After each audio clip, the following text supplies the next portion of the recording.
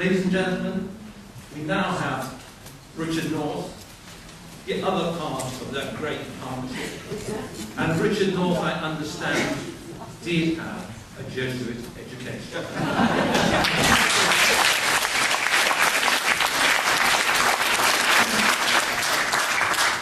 My deadly secret is out. Oh dear. Yeah. I hadn't heard what Mary Ellen had to say, and I'm so pleased to admit, and a terrifying speech. Yeah. Thank you, Mary Ellen. I'm going to change my speech a bit because I hadn't heard her to say what she just said, but we need to respond to it.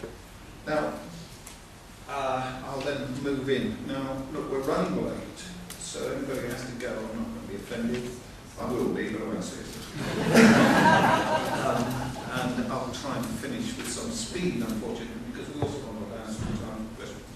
But with those constraints, let me just preface my prepared speech by an analysis of this 2017 referendum. And I have to say, with due deference, it isn't going to happen.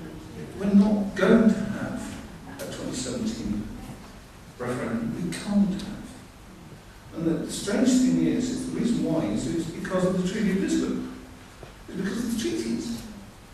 Particularly the Treaty of Lisbon, because Cameron has already been forced to admit that if there is going to be a renegotiation, he is going to have to go for substantive change, and the Lisbon Treaty requires within the treaty that there will be a treaty convention. This is not optional, it's mandatory. Now the Commission has already set up a timetable. In case you were listening on the State of the European Union address last September, Barroso repeated the intention to set out the Commission's proposals for a new treaty just before the next Euro election in the spring. And they're setting a timetable so that we will see the next thing that happens is after the Euro elections, a new Commission will be appointed and elected, followed by a new president, Monsieur le Président, following which there will then, towards the end of, where are we now? By the end of 2014, there will be the first thing addressed by the Parliament will be a timetable for a new convention. That will start up in 2015, and it's going to take at least 2 years. That brings us to 2017, before there is an IGC, which will start probably in 2018, might start in 2027, but 2018. So we cannot have a new treaty on the table before the end of 2018, more likely 2019, at which time we will see our signing and we will see the ratifications, which will include mandatory, as a requirement in British law, that there will be a referendum, but it cannot be an in-out referendum because the law requires it to be a yes-no referendum. So we're actually looking 2018 and 2019, not at a yes-no referendum, but not an in-out referendum, but a yes-no referendum. And it's a completely different style of referendum. It's the first time we've had one, and only then, once that's out of the way, can we then consider a in-out referendum, which will probably not happen until after the general election in 2020, and we're looking possibly at 21-22 before we're looking at a yes-no. I'm totally confused. In other words, in many respects, it's good news because it means we have a few years to actually address the issue of how do we get out, and to present to the British public and to start entertaining the issues and the arguments of how we get out, something which we've been sitting on our hands for the best part of 10, 20 years.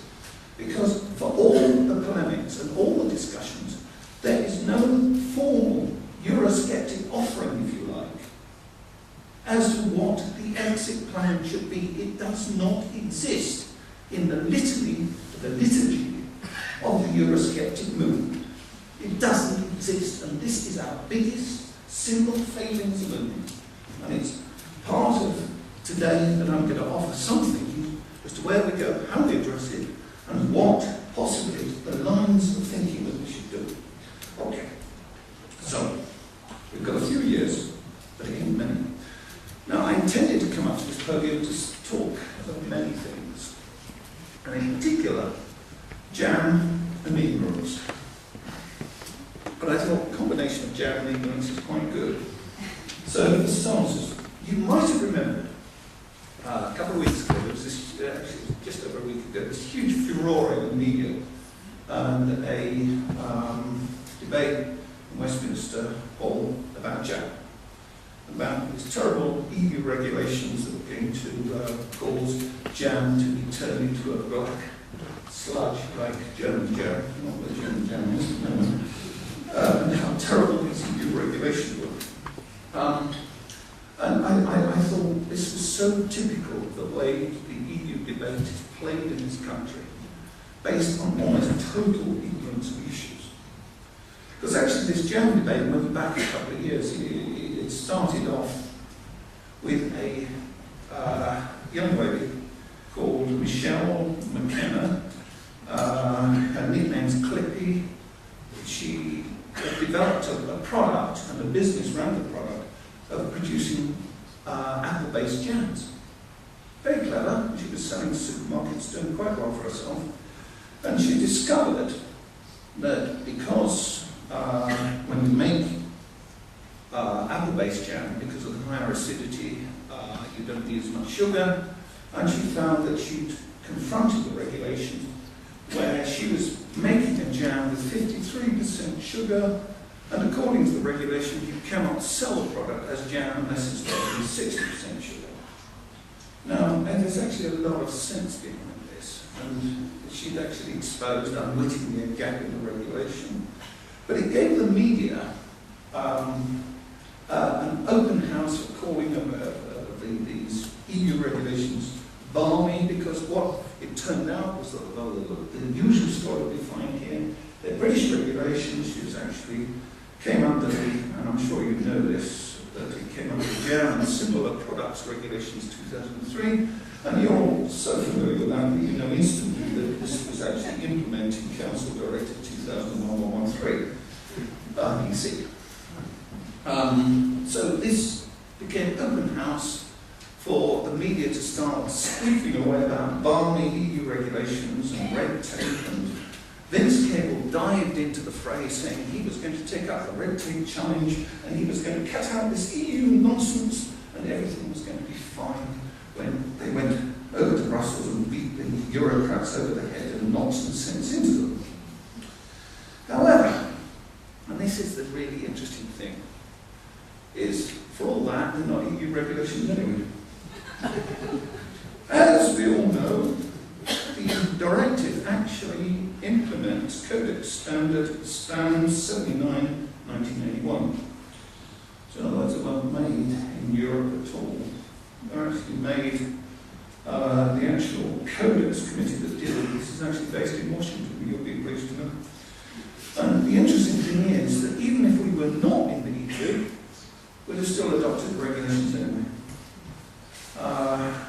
In or out, we still would have adopted Codex because we're members of Codex. Now, how does this work? Now, the interesting thing, the really interesting thing, is that here you have a Secretary of State. So he's the big cheese. He's got all his civil servants. George Eustace, that famous Eurosceptic MP, who is now Secretary of State for Environment in DEFRA, he had to speak at the debate, justifying the changes. The whole raft of the media, the whole raft of the MPs, none of them knew, not a single one knew that this was not a regulation, that it was a Codex standard. What's happening? And what we're discovering is that there's this whole different layer of government that nobody understands. Nobody realises, nobody recognises. But in fact, for all the red tape and all these terrible regulations, some of them are actually quite good. I mean, They're actually set by this terrible EU, Brussels, actually don't come from Brussels at all. Most food regulation, technical food regulation in this country comes from a virtually unknown organisation called Codex Alimentarius, which comes under the Food and Agricultural Office organisation, FAO, which is actually not based in Brussels, but based in Rome, and it's part of the United Nations. And it actually predates the European Union. Now, the trouble is that this layer of government is virtually invisible. It's not secret, but it's still invisible. It's hiding in plain sight, it's obscure, it's dispersed, and most people know nothing about it. What's the relevance to us? Well, it's quite simple. We met it when we were doing film on a Norway option. We met a charming gentleman called Jon Knudsen, who'd come over from Oslo. We met him in Bristol, and he was head chairman of the well-known and vastly popular Codex Fish and Fish Products Committee. One of the stars of stage and screen.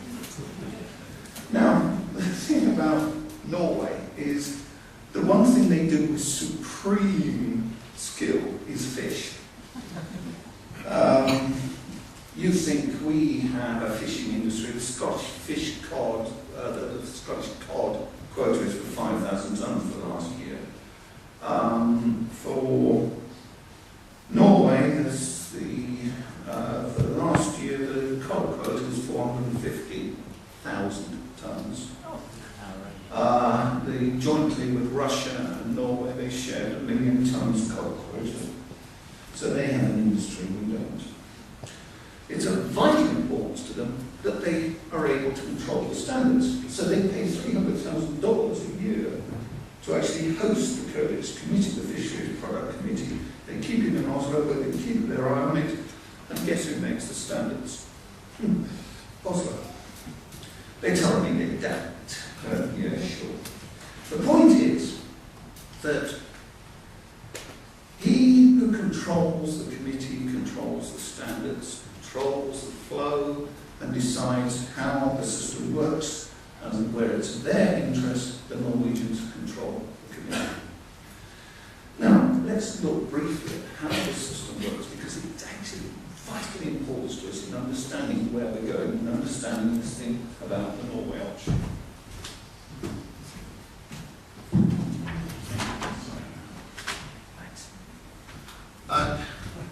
We'll see this through the pamphlet that you're all going to read. And the point is that this sort of law is made right across the board, and most of the single market law these days is not made by Brussels. Now, you'll very quickly see where I'm coming from, because what actually these international committees are doing, these international groups, are producing a thing called soft law. And what it does is they're the manufacturers, they're the law manufacturers. And once they produce what are called dicules, this wonderful new sort of animal that's creeping out of the jungle, it's called dual international quasi-legislation. It's handed down to organisations like Brussels, like the EU. And you'll know this. In international terms, they have their own three-letter acronyms, so they've made it at last. They're called RIOs. The EU, you'll be pleased to know, is an RIO. Regional Integration Organisation. There's a few of them, but Brussels is the most advanced. And it's given this law to process and turn into actionable law to hand down to the member states. Not the countries, but the member states. And when they go to Europe, into Brussels, they go through what is known as the comitology system, which actually means it can't be changed. They then go through into the Council and Parliament as well, but in the Council, they go on what's called the A-list, which means actually they can't be voted on. They go through by consensus without a vote, and are automatically passed. Now, what does all this gibberish I'm telling you mean? Well, basically it means is the law is made at a higher pay grade than Brussels. And Norway sits on the committee as an equal co-partner with Brussels. In other words, Norway has equal status to the whole of the EU. 28 countries sits at a table represented by the EU alongside Norway, which just happens to hold the chair when it comes to digital products. In other words, Norway has far greater, in fact 28 times greater power and influence in these high councils than does Britain. And when we interviewed Bjorn Knudsen, he gave us a lot of time, it was very good. We told him about Cameron and his top table, and Cameron telling us that we had to be at the top table in Brussels in order to make sure that our interests were protected and that we were able to take part in setting standards for the single market and everything else. Knudsen said, well, actually, sorry, mate. He didn't say mate. He said, sorry. Codex is the top table. Brussels is not the top table. Codex is the top table. And when Cameron starts telling you that we have to stay in the EU to stay at the top table, he's wrong. There isn't a top table. There's dozens of top tables and none of them are in Brussels. As we've seen in the Food and Agriculture Office, there's in Rome. Who decides all the standards for manufacturing vehicles? It's funny, the Muppets in Open Europe, and Elliot was talking about all this terrible regulation coming out of Brussels on vehicle standards. They don't come from Brussels. They come from the Global Forum on Vehicle Harmonisation, which is part of the United Nations Economic Commission of Europe, and they're called UN regulations, and the EU is dumping all its regulations in order to adopt UN regulations, and UNIT is based where? In Geneva. So the top table on vehicle standards and a lot more is in Geneva. You want capital movement?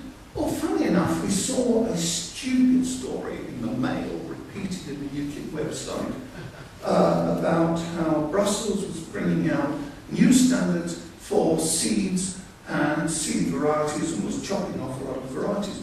Well, actually, sorry, not Brussels regulations. These are OECD regulations. God knows why the OECD. I don't know why the OECD does plant and seed standards, but it does. And that's, of course, based in Paris. We saw recently a big kerfuffle about pilot hours and the British complaining about standardisation throughout Europe of flying hours for pilots. Well, who sets those standards? It isn't the EU. It's IACO, and of course they're based in Montreal. Who decides on the standards for banking? Who decides on the standards for capital adequacy? It's not Brussels. It's the BIS, and of course the Bank for International Settlement, and its banking subcommittee, which is based in Basel. And of course, when it comes to climate change standards, where do they come from? Well, we all know about the railway worker, Mr. Bachara, and his IPCC, but the IPCC is reporting to what body? It's reporting to the UN FCCC. Where's that based? Bonn. In other words, there are there are dozens of these international organisations, and they are running the agenda. Brussels is the wholesaler, not the manufacturer. Okay? Now, the point is that all of these work through to the WTO to create a global trading system, of which the EU is only a tiny cog in a wheel, and we don't need the EU to trade globally because we have got this global standard setting system. And at the moment we are out of it because the EU represents us, and therefore to cut out the EU is to increase our influence and to sit us at the top table from which currently we're excluded. So the propaganda coming from Mr. Cameron and his office is exactly the reverse of the truth. So that what we're able to say is if we want to improve our influence, get back to the top table, exert our influence on the world stage, we have to leave the European Union. Yeah. How do we do it? And that's what today is all about, isn't it? Well, the answer is Article 50, and I do wish that people who started pontificating about this subject actually did some reading up first. Because if you go back, Article 50 came through the European Convention on the Future of Europe. That was where it was raised, and it was a Presidium amendment to the Convention. And it went through the legal services, and the legal services did a report on it, which I think a few people might benefit from actually reading. Because Article 50 is about leaving the EU, but as the report from the services said, it does not create a right to leave. Because that right pre-existed Article 50. What the report says is no more than the truth, is that Article 50 recognises the pre-existing right of member states to leave the European Union as set out in the Vienna Convention.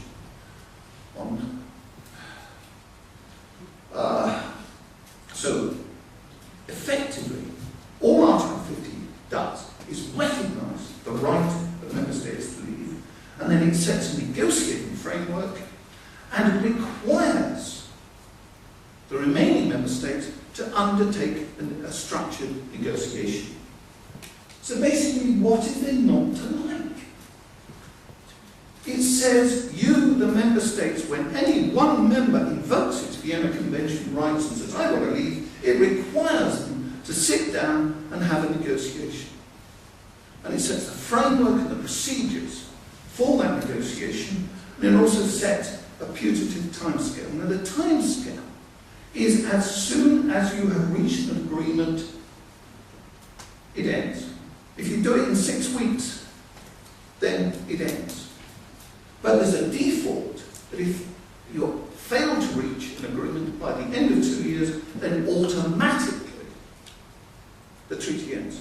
So you're out in 2 years, come what may, unless by unanimous vote of all parties you decide to extend the period. So in other words, how do we get out? We sit at a table and negotiate. We don't leave first and then say, please, we've left, sod the lot of you, can we now come back and negotiate? Don't work that way. Never work that way. Can't work that way. You negotiate a treaty. Because the outcome of where we're leaving is to negotiate a different relationship, is to negotiate a treaty of association. How do we do that? We sit down. And when we've got a treaty to replace what we've got, then we amicably shake hands and tear the treaty up as far as it applies to us. Now, the point is, look at it hard.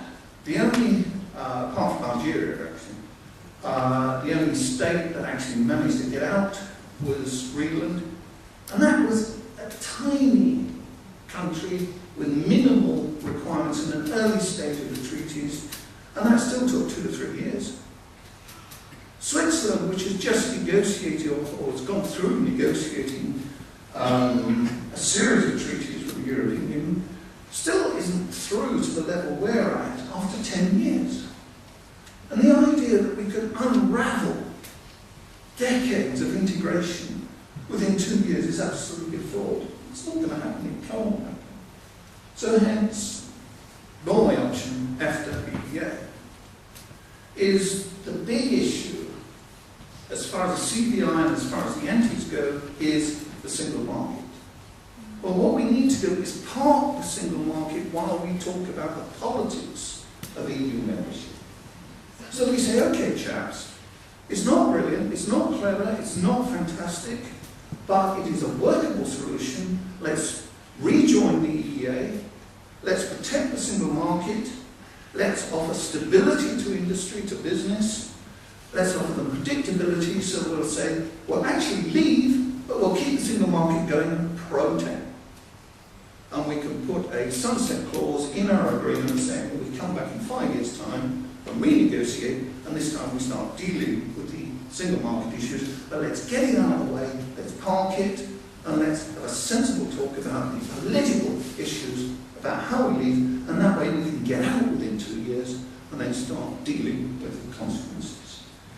Now what that does, and this is where we fail so often, is because we spend too much time talking to ourselves.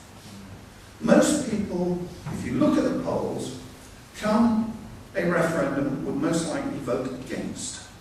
So we're not talking to ourselves who are convinced, we're talking to those people who are uncertain, who are scared, who will hold on to nurse, and who are most likely going to vote against us and keep us in. We have got to convince them that leaving the EU will not be harmful, and we have got to overcome the likes of Nissan and all the rest, who will say we'll lose thousands of jobs, and the sky will fall in, and your children will have pox for the next 3 generations. We have to deal with this, and this is how we do it. So, what then happens? The reality is that the world's changing. We hear this word globalization, and we have to recognize that actually more and more and more we're going to show that the EU is actually old hat. It's irrelevant. As we see more and more globalization, we don't actually need the EU because we're dealing with all these issues at a higher level. And if you go back yesterday, I don't know if you saw the piece in the Telegraph, it was online last night, it was in the paper today, I think, with Barroso saying we must revert to the Churchill vision of the European Union. And interestingly, Barroso quoted not the normal one, it was the 46 Zurich speech, but he actually coordinated the 48 Hague speech that said that we must have a full European Union. Well, actually, what Churchill was talking about was not a European Union in the sense that we have the EU, but it was actually the founding speech for the Council of Europe, of which we're members. But the interesting thing he then went on to say, and his vision was that the Council of Europe would be a subordinate organisation in a hierarchy with the EU, the United Nations on top. Now, under the horizon, that is already what's happening. But there's no visibility, there's no accountability, and there's no democracy.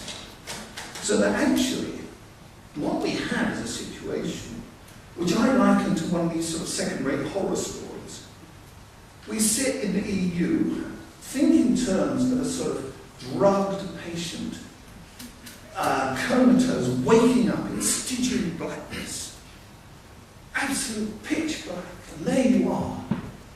And you struggle and you find yourself constrained and you suddenly realise to your horror that you're inside a coffin. Fortunately, you're not buried yet, because you can hear you're not. So you struggle like mad and you break through the lid with this enormous effort. And what do you find? There's another lid on top. That's global regulation. We break through the European Union lid and we find we're no better off because we've got this layer of international regulation which actually does the same job. Now, in tackling the EU, we actually have to expose this international layer. We have to democratize it, we have to expose it, we have to make it visible, and we have to bring it into our visibility, into our ambit, and then argue that if we can deal with this, and there's lots of advantages to it, we do not need the EU, we are able to live in a world, a globalized world, trade freely with the world, without the encumbrance of the EU, which is actually misrepresenting ourselves in the national and international portals. Okay, so finally, that's okay for the traders, but what about ordinary people? Well, that's where we then, as Booker said, we need a more positive vision. And for me, ladies and gentlemen, the idea of simply repatriating powers from Brussels to Westminster and Whitehall is not particularly attractive. I think we have to go further to take away powers from Brussels and give them to the same idiots that gave them away in the first place, just to have a different elite making the laws is not something I find at all attractive, in fact. We must actually look towards repatriating laws, not back to Westminster, not back to Whitehall, but back to people. And that means real localism, real local democracy, something we haven't seen, I think, since before 1066, when the Saxons were abroad. And we haven't actually, anybody who thinks we have local democracy, or therefore democracy, is sadly deluded. They were talking yesterday about the police commissioners. In Yorkshire, where I live, West Yorkshire, we have a population of 2.2 million. So we have a police commissioner representing a population of 2.2 million. Do you know, there's 184, is it, countries in the United Nations? However many. There are 100 countries in the United Nations who are actually smaller than West Yorkshire in population terms, and they call this local democracy. It's a joke. It isn't. So there is our vision, is please, can we start working towards democracy? Now the interesting thing is that democracy, local democracy, is actually prohibited by Article 10 of the EU Treaty. So actually, go away and look at Article 10, and then we will find that actually democracy is incompatible with the treaty, so it's fairly obvious that if we want localism, if we want decent democracy in this country, we have to leave the EU anyway. So, as they say, Article 50, Norway option, and what we're working on, the Harrogate agenda, what, ladies and gentlemen, is there not to like?